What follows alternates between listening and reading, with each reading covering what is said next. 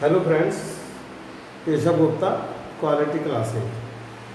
Friends, बुद्धि के सिद्धांतों की श्रृंखला में आज मैं लेकर आया हूँ बहुबुद्धि सिद्धांत, मल्टी इंटेलिजेंस थ्योरी, है ना।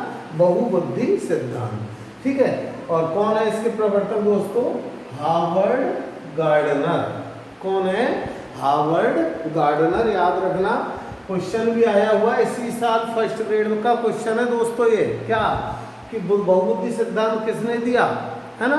और फिर उसमें ऑप्शन दिया था जी गार्डनर, है ना, और एक दिया था एच गार्डनर। इसी साल का क्वेश्चन है ये, देख लेना आप, फर्स्ट ग्रेड का। तो क्या है इसका उत्तर? बहुबुद्धि सिद्धांत किसने दिया है दोस्तों? एच गार्डनर ने, है ना, हार्वर्ड गार्डनर ने। ठीक है, अब देखें आगे कि हार्वर्ड गार्डनर ने बुद्धि के 9 प्रकार बताए हैं। बुद्धि के प्रकार कितने बताए गार्डनर ने? 9 प्रकार, है ना। कुल 9 प्रकार है। अगर क्वेश्चन पूछे कि कुल कितने प्रकार है गार्डनर के अनुसार, तो 9 प्रकार है। ठीक है, इसमें मूलतः 7 प्रकार। मूलतः का मतलब जब ये सिद्धांत दिया था उन्होंने, तब कितने प्रकार थे? 7, है ना। फिर बाद में 1998 ईस्वी में इन्होंने 1 प्रकार और जोड़ दिया। ठीक है, फिर 2000 ईस्वी में 1 प्रकार और जोड़ दिया, है ना। तो कुल कितने प्रकार हो गए? ये 9 प्रकार। तो इस तरह से आप याद रखना, है ना। प्रारंभ में 7 प्रकार थे, फिर 98 में 1 जोड़ 8 हो गए, फिर 2000 ईस्वी में 1 और जोड़ दिए, 9 प्रकार हो गए। आज वर्तमान में बुद्धि के कितने प्रकार हैं गार्डनर के अनुसार? 9 प्रकार हैं। ठीक है, अब दोस्तों याद रखना, देखो सिद्धांत का नाम है बहुबुद्धि सिद्धांत। बहुकारक सिद्धांत नहीं है। बहुकारक सिद्धांत तो आपको मैंने पढ़ा दिया थॉर्नडाइक का, है ना, वो है मल्टी फैक्टर थ्योरी। और ये क्या है? Multi intelligence theory. मतलब गार्डनर बुद्धि के ही अनेक प्रकार बताता है। वो कितने प्रकार बताता है? 9 प्रकार बताता है। अब देखते हैं वो 9 प्रकार कौन कौन से हैं और उनकी विशेषताएं क्या है। इसमें एक बात और ध्यान रखना आप, गार्डनर ये कहता है, क्या कहता है गार्डनर? क्या कहता है गार्डनर? कि प्रत्येक व्यक्ति में बुद्धि के सभी प्रकार होते हैं, किंतु आवश्यक नहीं कि एक व्यक्ति में जिस प्रकार की बुद्धि अधिक है, उस व्यक्ति में अन्य प्रकार की बुद्धि भी अधिक हो। ये कहा है गार्डनर, है ना। दोबारा मैं समझा रहा हूं आपको, क्या कह रहा गार्डनर? प्रत्येक व्यक्ति में बुद्धि के सभी प्रकार होते हैं, है ना। सभी प्रकार का मतलब 9 प्रकार। ठीक है, किंतु आगे देखें, किंतु आवश्यक नहीं कि, इस बात को कोट कर लेना, किंतु आवश्यक नहीं कि एक व्यक्ति में जिस प्रकार की बुद्धि अधिक है, उसमें सभी प्रकार की बुद्धि अधिक हो। ऐसा कोई आवश्यक नहीं है। मतलब क्या हुआ कि जैसे गार्डनर ने 1-2 उदाहरण ले रहा हूं बुद्धि के। एक तो गार्डनर ने बताया सांगीतिक बुद्धि। कौन सी? सांगीतिक बुद्धि। ठीक है, और एक बताया उसने प्रकृतिवादी बुद्धि। प्रकृतिवादी बुद्धि, है ना। अब क्या कह रहा है गार्डनर? देखो इसका वाक्य देखें कि किंतु आवश्यक नहीं कि एक व्यक्ति में जिस प्रकार की बुद्धि अधिक हो, है ना। अब उदाहरण के लिए लेते हैं हम कि किसी व्यक्ति में सांगीतिक बुद्धि अधिक है, ठीक है, सांगीतिक बुद्धि ज़्यादा है उसमें, तो इसका मतलब ये नहीं है कि उसे हम ये मान लें कि उसमें प्रकृतिवादी बुद्धि भी अधिक होगी, कोई ज़रूरी नहीं है। हो सकता है उसमें सांगीतिक बुद्धि अधिक है लेकिन प्रकृतिवादी बुद्धि कम हो, या किसी में भाषाई बुद्धि अधिक है उसमें सांगीतिक बुद्धि अधिक हो, कम हो, और यही होता है ना। यदि सभी व्यक्तियों में सभी प्रकार की बुद्धि अधिक हो गई या सभी प्रकार की बुद्धि न्यूनतम हो गई तो दुनिया का हर व्यक्ति एक समान बन जाएगा। इसलिए एक व्यक्ति में एक प्रकार की बुद्धि अधिक होती है तो दूसरे प्रकार की कम होती है, किसी में दूसरे प्रकार की अधिक होती है तो पहले प्रकार की कम होती है, ये कहना है गार्डनर। ठीक है दोस्तों, अब देखते हैं वो 9 प्रकार गार्डनर के अनुसार बुद्धि के कौन कौन से हैं, है ना। और देखें इस टॉपिक में आप विशेष बात याद रखना कि 9 प्रकारों के नाम, 9 प्रकारों के नाम आप जरूर याद रखना, है ना। और मैं 9 प्रकारों के नाम यहाँ लिख रहा हूँ, ठीक है। उनकी विशेषताएं मैं आपको बताऊंगा, लेकिन आप मेरा पूरा वीडियो देखना, उसमें आपको निश्चित रूप से कहीं ना कहीं 9 प्रकार की बुद्धि की विशेषताएं आपको मिलेंगी, है ना।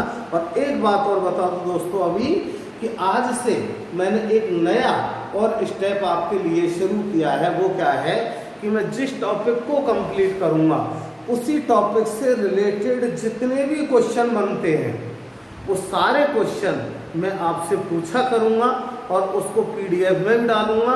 उनके आंसर आप सर्च करें, कहाँ सर्च करेंगे, मेरे वीडियो में सर्च करेंगे, है ना। मेरे वीडियो को अच्छे से आप सुनेंगे, 1 बार 2 बार 3 बार उनका आंसर जरूर मिलेगा, लेकिन मिलेगा कब, जब आप वीडियो को अच्छे से परसेप्चुअल करेंगे, समझेंगे, तब मिलेगा, है ना। और अगले वीडियो में मैं खुद आकर के उन हर क्वेश्चन का आपको आंसर दूंगा और PDF भी डालूंगा। लेकिन कब करूंगा मैं खुद ये प्रयास, जब पहले आप उत्तर देंगे और उन उत्तरों को संभव हो तो मुझे WhatsApp पर भी डालें, तब मुझे पता लगेगा कि आप मेरे वीडियो को पढ़ रहे हैं। मेरे वीडियो को पढ़े या नहीं पढ़े, लेकिन आप कितना समझ रहे हैं, आप खुद के लिए कितना पढ़ रहे हैं, ये मैं आपको देखना चाहता हूँ। तो आज से मेरा प्रॉमिस है आपसे कि मैं प्रत्येक टॉपिक के सारे क्वेश्चन, जितने क्वेश्चन मैं बना सकता हूँ और जितने क्वेश्चन लगभग बने अभी तक एग्जाम वगैरह में, उन सारे क्वेश्चन आपसे मैं पूछा करूँगा आज से ही, और अगले वीडियो में मैं उनके उत्तर दिया करूँगा। लेकिन उससे पहले आप अच्छे से पढ़ करके खुद उनके उत्तर ढूंढने की कोशिश करेंगे। ठीक है दोस्तों, अब आगे देखते हैं तो 9 प्रकार बुद्धि के कौन कौन से हैं, है ना। तो देखें नंबर 1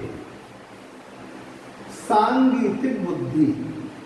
सांगीतिक, मैं जल्दी जल्दी इनको लिख रहा हूँ फिर समझाऊंगा ताकि सांगीतिक बुद्धि, ठीक है। नंबर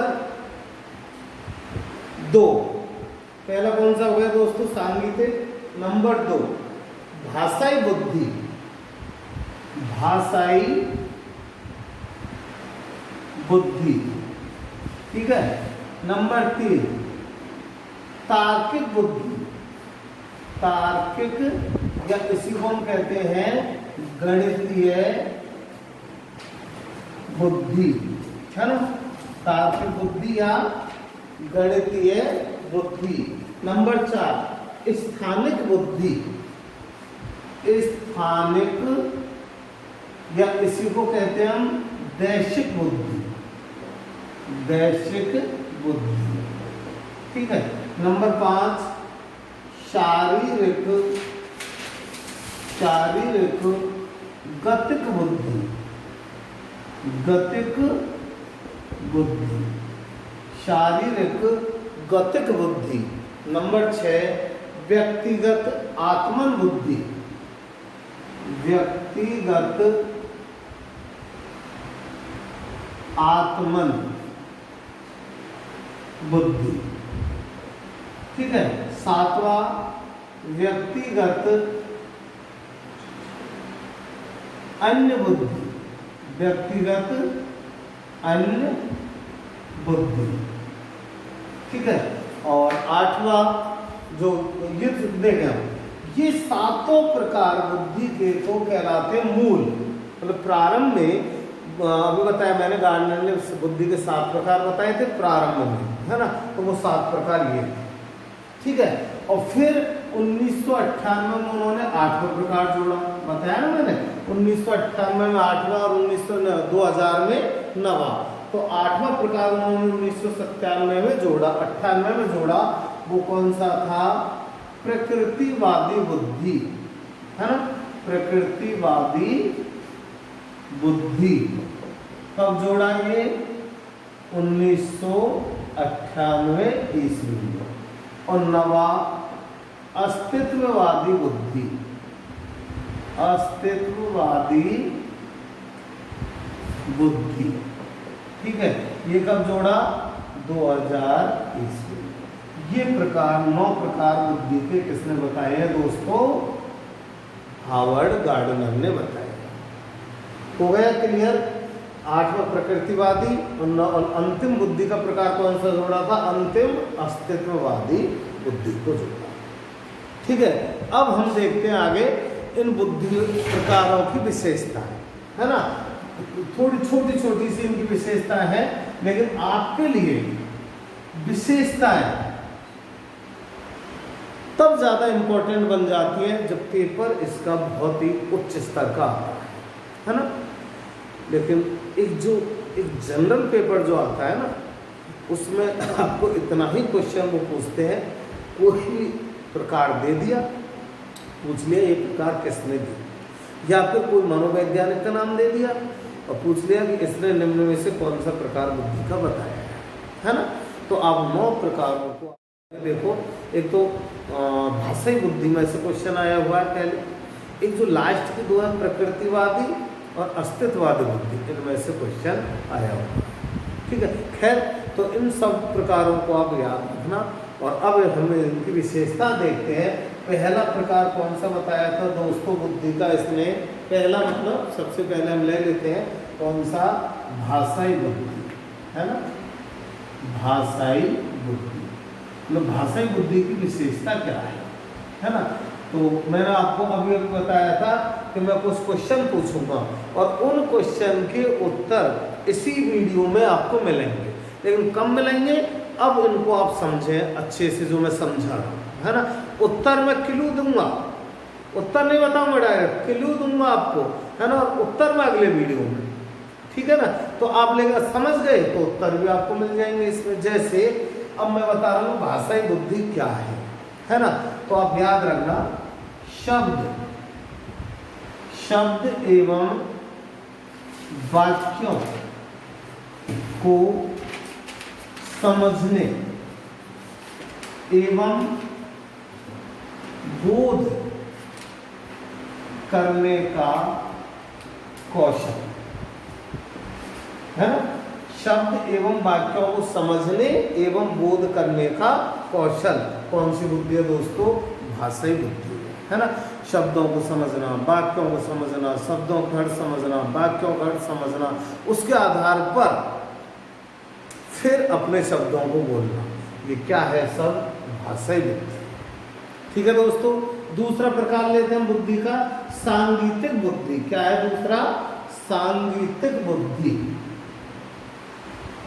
सांगीतिक बुद्धि, है ना। ये क्या है देखो, तो इसमें याद रखना सांगीतिक बुद्धि की विशेषता क्या है? लय, ताल एवं तारत्व क्षमता। तारत्व कहते हैं दोस्तों पिच, संगीत में शब्द आता है ना पिच, है ना। तारत्व क्षमता, लय, ताल एवं तारत्व क्षमता जिसमें अधिक होती है तो कौन सी बुद्धि कहलाती है? सांगीतिक बुद्धि, है ना। लय संगीतज्ञ, भाई संगीत में होता क्या है? लय ताली तो होते हैं, तो ये लय तारत्व क्या है? एक तारत्व किसे कहते हैं? पिच, मतलब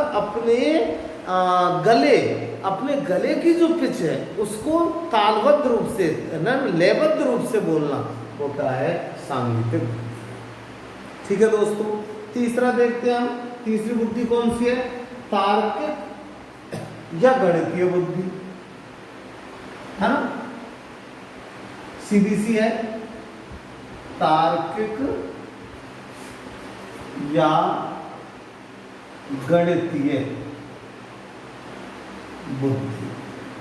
ठीक है, तार्किक या गणितीय बुद्धि। तो शब्दों से पता लग रहा है इसकी विशेषता क्या है, तर्क क्षमता, है ना, आंकिक क्षमता, ये थर्स्टन ने भी बताया, आंकिक क्षमता, है ना, गणितीय समस्याओं को समझने एवं दूर करने की क्षमता। ठीक है, वैज्ञानिक चिंतन, वैज्ञानिक चिंतन, ठीक है, एवं अमूर्त चिंतन। कोई वैज्ञानिक कैसा चिंतन करते हैं, अमूर्त चिंतन करते हैं, है ना, तो अमूर्त चिंतन, ये सारी क्षमताएं कौन सी बुद्धि में आती है दोस्तों, तार्किक या गणितीय बुद्धि में, है ना। अगली बुद्धि देखें, अगली कौन सी आपकी, स्थानिक या दैशिक बुद्धि, स्थानिक या दैशिक बुद्धि, है ना। ये आपको मैंने थर्स्टन के समूह सिद्धांत में भी समझाया था।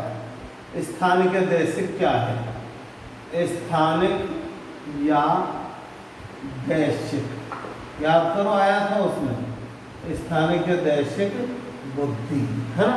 अंग्रेजी आई थी इसकी स्पैटियल,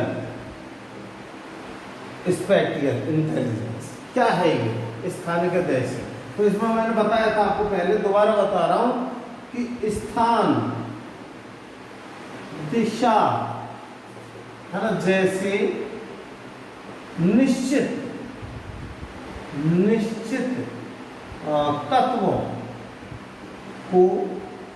तत्वों का अनुमान लगाना, है ना। एक शब्द और दे रहा हूं, इंपॉर्टेंट है, एनसीईआरटी का शब्द है, उसको जरूर याद रखना दोस्तों। और वो शब्द क्या है उसको कंफर्म, अच्छा अंडरलाइन कर लेना आप। और वो शब्द है आपका दृश्य बिंब, दृश्य बिंब, है ना, दृश्य बिंब। दृश्य बिंब क्या है, बिंब किसी भी स्थिति को, किसी भी दृश्य को देखना, समझना या उसका प्रत्यक्षण करना, क्या है, दृश्य बिंब, है ना। और एक शब्द और है प्रतिरूप निर्माण, प्रतिरूप निर्माण, है ना। दृश्य बिंब तथा प्रतिरूप निर्माण मतलब अनुमान लगाना, अपने मस्तिष्क में किसी देखी हुई वस्तु का डायग्राम फीड कर लेना, चित्र बना लेना चेतन मन में, ये क्या है, प्रतिरूप निर्माण। तो कई बातें हो गई इसकी, स्थान, दिशा, दूरी, है ना, लंबाई, चौड़ाई, ऊंचाई, है ना, आदि का अनुमान लगा लेना, दृश्य बिंब बना लेना, है ना, या प्रतिरूप निर्माण कर लेना, ये सब किसमें आते हैं दोस्तों, स्थानिक या दैशिक बुद्धि। ठीक है, अगला देखते हैं, अगली बुद्धि कौन सी है, शारीरिक गतिक बुद्धि, है ना, शारीरिक गतिक, शारीरिक गतिक बुद्धि, है ना, शारीरिक। अब क्या है इसकी विशेषता देखो, शब्द से पता लग रहा है, शरीर के अंग संचालन पर नियंत्रण बनाने की क्षमता। ठीक है, शरीर के अंग संचालन पर नियंत्रण बनाने की क्षमता क्या है, शारीरिक गतिक बुद्धि। ठीक है दोस्तों, और इसी में एक चीज और याद रखना आप शारीरिक गतिक बुद्धि में, और वो क्या है, इसी का, क्योंकि ये जो शारीरिक गतिक बुद्धि है, या इसी को अपन कहते हैं शारीरिक गति संवेदी बुद्धि, है ना। अब इसमें होता क्या है क्या नाम है इसका? इसी की दूसरी विशेषता क्या है, क्या होता है इसमें? इसमें ये शब्द याद रखना, शारीरिक लोच। लोच किसे कहते हैं? नमनीयता, है ना, या लचीला, फ्लेक्सिबिलिटी। नमनीयता या लचीला। लोच होता है ना कि इसमें तो बहुत लोच है, बहुत नमनीय है। नमनीय मतलब जिसको हम कभी भी मुड़ा सकते हैं, झुका सकते हैं, है ना, या फिर झुका सकते हैं, है ना, इधर उधर कर सकते हैं, उसको कहते हैं, उस विशेषता को लोचनीयता, नमनीयता, लचीला। तो क्या है इसकी क्षमता? शारीरिक लोच। मतलब हम इस बुद्धि के द्वारा हमारे शरीर के अंगों को किसी भी प्रकार से मोड़ सकते हैं, है ना, नमनीय कर सकते हैं या लोच ला सकते हैं, इसलिए इसको क्या कहा? शारीरिक। अब ये कब होगा? तब होगा जब हम हमारे अंग संचालन पर नियंत्रण बनाने की क्षमता हमारे अंदर पैदा हो जाएगी, तब होगा। ठीक है दोस्तों। और इसी बुद्धि में एक चीज और आप याद रखना, इसमें, है ना, और इसी में क्या होता है? व्यक्ति या बालक अपने शारीरिक गतिविधियों पर नियंत्रण रखना सीखता है ना, शारीरिक गतिविधियों। जैसे आपसे क्वेश्चन पूछ लें कि एक धावक, है ना, धावक मतलब एक दौड़ने वाला कौन सी बुद्धि ज्यादा रखता है? तो भाई दौड़ने वाला, उसके शरीर के अंग संचालन पर नियंत्रण है या नहीं है ना, या फिर उसमें शारीरिक लोच है या नहीं है, तो इसलिए धावक में कौन सी बुद्धि हो गई? शारीरिक गतिविधि। ठीक है, अगली बुद्धि देखते हैं। अगली कौन से गति बुद्धि के बाद? व्यक्तिगत आत्मन, है ना। कौन सी अगली? व्यक्तिगत आत्मन। व्यक्तिगत आत्मन को बुद्धि,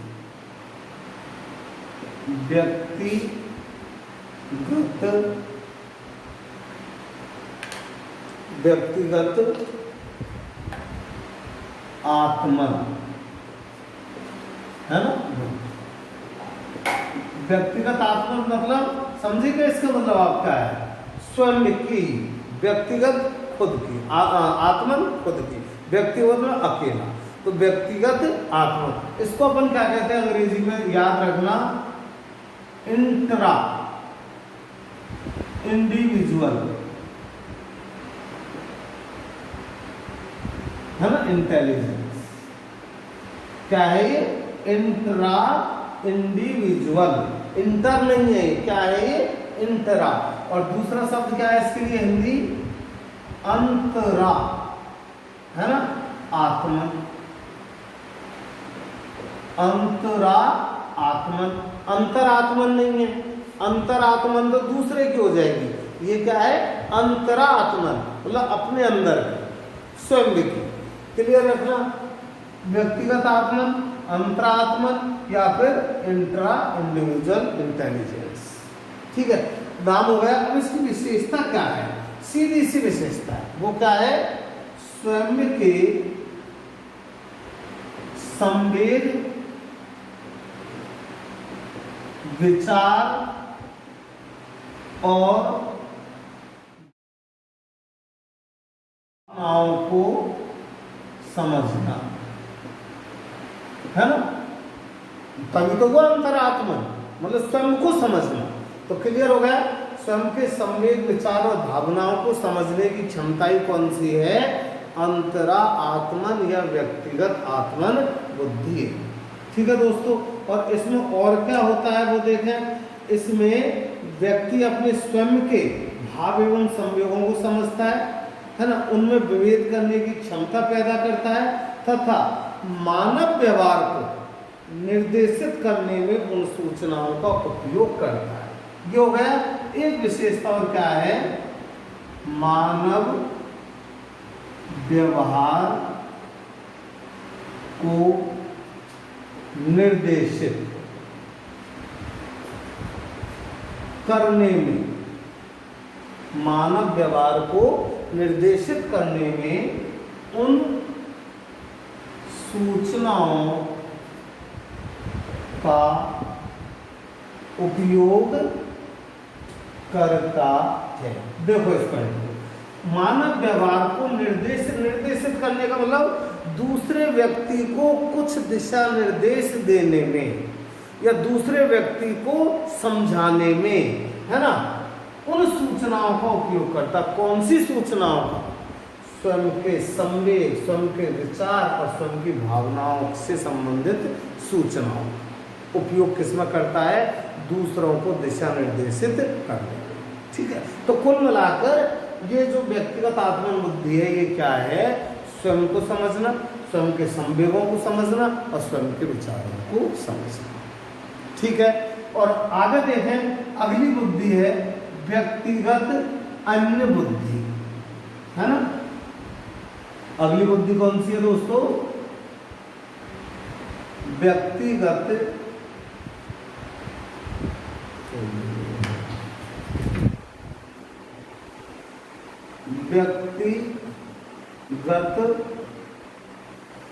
अन्य बुद्धि, है ना, व्यक्तिगत अन्य बुद्धि। अब इसको देखें क्या हो जाएगा? ये इंटर, वो क्या था? इंट्रा, और ये क्या है? Inter other intelligence. ठीक है, इंटर, है ना, मतलब, और दूसरा नाम अंतर व्यक्तिगत बुद्धि। ठीक है, इससे पहले क्या था? अंतरा व्यक्तिगत, और ये क्या है? अंतर व्यक्तिगत। इंटर और इंट्रा दोनों याद रखना।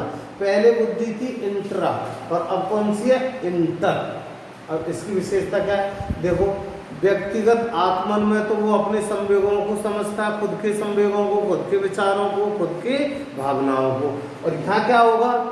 यहाँ पर अन्य आ गया ना, अंतर व्यक्तिगत है, व्यक्तिगत अन्य, तो इसमें दूसरों के संवेगों को समझेगा, है ना, दूसरों के विचारों को समझेगा, दूसरों की भावनाओं को समझेगा। तो क्या होगा इसमें? इसमें दूसरों के संवेग, विचार एवं भावनाओं को समझ, है ना, दूसरों के संवेग, विचार एवं भावनाओं को समझना कौन सी बुद्धि में आता है? व्यक्तिगत अन्य बुद्धि में आता है। ठीक है दोस्तों, और देखें, और इसमें क्या होगा व्यक्तिगत अन्य में? कि इसमें व्यक्ति दूसरों के व्यवहार के सूक्ष्म तत्वों को समझेगा। सूक्ष्म तत्व मतलब उसके बारीक तत्वों को, आखिर उसके अंदर चल क्या रहा है, उसकी संवेग क्या है, उसके विचार क्या है, इन बातों को समझने की क्षमता एक व्यक्ति में कौन सी बुद्धि से आती है दोस्तों? व्यक्तिगत अन्य बुद्धि से। तो क्या हो गया? दूसरों के सूक्ष्म व्यवहार को समझने की क्षमता, है ना, कौन सी बुद्धि है? व्यक्तिगत अन्य बुद्धि। ठीक है दोस्तों, अगला देखते हैं व्यक्तिगत अन्य के बाद प्रकृतिवादी बुद्धि। ये जो नवीन बुद्धि है ना, प्रकृतिवादी और अस्तित्ववादी बाद में जोड़ी गई थी ना, तो अगली बुद्धि कौन सी है? गार्डनर के अनुसार प्रकृतिवादी बुद्धि। प्रकृतिवादी कब जोड़ी गई थी? 1998 ईस्वी, है ना। क्या है? शब्द से पता लग रहा है क्या है? जिस व्यक्ति में प्राकृतिक वातावरण के तत्वों की जानकारी या ज्ञान जिसको ज्यादा हो, प्राकृतिक वातावरण, है ना, जैसे पेड़ पौधों का, पशु पक्षियों का, जानवरों का, खेती का, है ना, वनों का, पर्यावरण का, नदियों का, तालाबों का, आदि का ज्ञान, या आदि में जिसकी रुचि ज्यादा हो, मतलब प्राकृतिक तत्वों में जिसकी रुचि ज्यादा हो, वो कौन सी बुद्धि होती है? प्रकृतिवादी बुद्धि। ठीक है, सीधी सी है। और लास्ट कौन सी है? अस्तित्ववादी बुद्धि, अस्तित्ववादी बुद्धि। ठीक है, कब जोड़ी गई थी ये?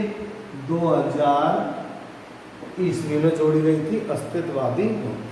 अब इसमें क्या होगा दोस्तों, अस्तित्ववादी बुद्धि में बहुत बढ़िया क्वेश्चन बनता है अस्तित्ववादी में से, अच्छे से याद रखना, क्योंकि ये दार्शनिक आधार पर दी गई बुद्धि है, फिलोसॉफी थॉट्स पर है ना, दार्शनिक आधार पर।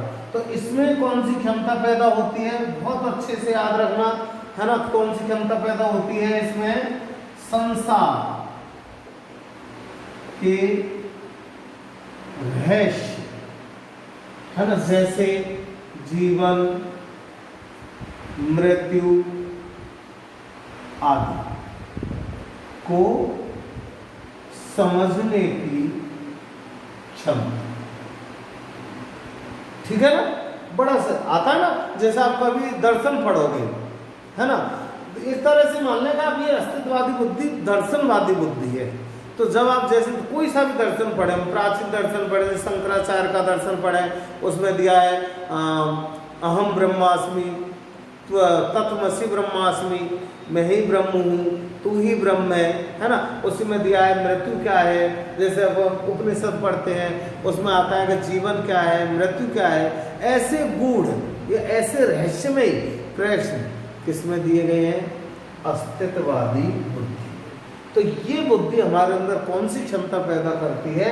संसार के रहस्यों को समझने की क्षमता, या जीवन मृत्यु जैसे तत्वों को समझने की क्षमता पैदा करती है। ठीक है दोस्तों, तो ये आपके हार्वर्ड गार्डनर के अनुसार बुद्धि के 9 प्रकार हैं। और मैंने आपको बताया था कि जो क्वेश्चन मैं अब पूछ रहा हूँ आपसे, वो सारे क्वेश्चन के उत्तर इसी आज के वीडियो में हैं, बशर्ते कंडीशन कि आप उस वीडियो को अच्छे से पढ़ें, अच्छे से समझें, अच्छे से सुनें और एक एक शब्द को सुन करके फिर उत्तर निकालें। ठीक है, आप क्वेश्चन पढ़ें, क्वेश्चन के बाद वीडियो अगर आपने पूरा मेरा टॉपिक समझ लिया तो बड़ी आसानी से उत्तर निकल कर आएंगे, वरना क्वेश्चन पढ़े, दोबारा वीडियो सुने, दोबारा से टॉपिक को सुने और फिर उत्तर निकलेगा। जैसे अब मैं क्वेश्चन पूछ रहा हूँ और आज से मैंने प्रॉमिस किया कि हर टॉपिक, आज तो मैं क्वेश्चन कम लाया हूँ, लेकिन आगे से हर टॉपिक के अधिकांश क्वेश्चन मैं आपको लाया करूँगा। ठीक है, तो अब कुछ तो आपकी इससे तैयारी भी हो जाएगी और दूसरी बात मुझे भी पता रहेगा कि आप कितने पानी में कितनी तैयारी कर रहे हैं, है ना, क्योंकि जितने हम क्वेश्चन सॉल्व करेंगे उतना ही आपका टॉपिक क्लियर होगा, तैयार होगा। ठीक है, तो क्वेश्चन देखें, क्वेश्चन नंबर 1 और आप नोट कर लें या PDF में डाल देंगे, चलो है ना, फिर भी अच्छे से सुने। क्वेश्चन नंबर 1 बड़ा सीधा सा है, उत्तर बोर्ड पर अभी लिखा हुआ है ना। बहुबुद्धि सिद्धांत के प्रवर्तक कौन है? मैं जल्दी जल्दी बोल रहा हूँ। बहुबुद्धि सिद्धांत के प्रवर्तक कौन है? ऑप्शन देखें, जी गार्डनर, एच गार्डनर, थॉर्नडाइक और स्पीयरमैन। खैर बेटा ज़्यादा खुश मत होइए, क्योंकि ये क्वेश्चन तो मैंने जानबूझ करके इसमें छोड़ रखा उत्तर। अब आगे देखें, क्वेश्चन नंबर 2 बहुत बढ़िया क्वेश्चन है, अब समझना। एक शल्य चिकित्सक मतलब जो ऑपरेशन करता है, एक शल्य चिकित्सक में कौन से प्रकार की बुद्धि पाई जाती है?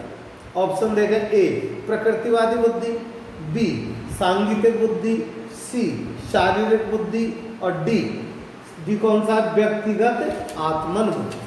शल्य चिकित्सक में कौन सी बुद्धि है? ठीक है, क्वेश्चन नंबर 3 देखें, पृथक मनोदशा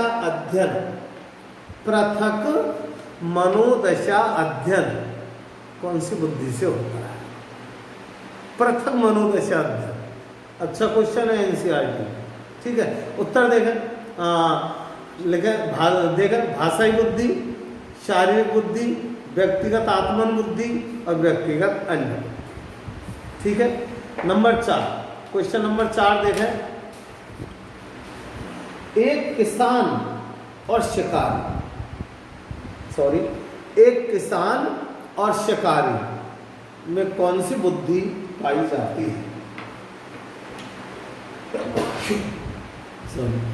देखें, एक किसान और शिकारी में कौन सी बुद्धि पाई जाती है? ए प्रकृतिवादी बुद्धि, बी अस्तित्ववादी बुद्धि, सी भाषाई बुद्धि और डी स्थानिक बुद्धि। ठीक है, क्वेश्चन नंबर लास्ट, दृश्य बिंब। ये भी आपको अगर देखोगे आप तो मैंने बोर्ड पर लिख भी दिया था इसके ऊपर, है ना। दृश्य बिंब तथा प्रतिरूप निर्माण का कौशल कौन सी बुद्धि से विकसित होता है? दृश्य बिंब तथा प्रतिरूप निर्माण का कौशल कौन सी बुद्धि से विकसित होता है? ठीक है, ऑप्शन देखें, ए दैशिक बुद्धि, बी भाषाई बुद्धि, सी बुद्धि। ठीक है दोस्तों, ये आपके क्वेश्चन है आज के, और ये मैं आपको बता रहा हूँ कि इसी वीडियो में आपके इन प्रश्नों के उत्तर हैं, और ये कोई चलते हुए क्वेश्चन नहीं है दोस्तों, ये वो स्टैंडर्ड क्वेश्चन है जो आपको गाइड वगैरह में देखने को नहीं मिलेंगे। अच्छा, दूसरी बात कि ये तो मैंने 5 क्वेश्चन यह वीडियो में आपको पूछ लिए, बाकी इन क्वेश्चन और मैं बढ़ाऊंगा और पीडीएफ में आपको 10 या 15 क्वेश्चन में लिख कर भेजूंगा, उनके उत्तर आप ढूंढना, मुझे व्हाट्सएप पर देना संभव हो तो, ठीक है। अन्यथा और बाकी मैं अगले वीडियो में जो 5 मिनट का मेरा वीडियो आएगा, उस अगले वीडियो में इन सारे क्वेश्चन के मैं उत्तर आपको समझाऊंगा। ठीक है दोस्तों, और आगे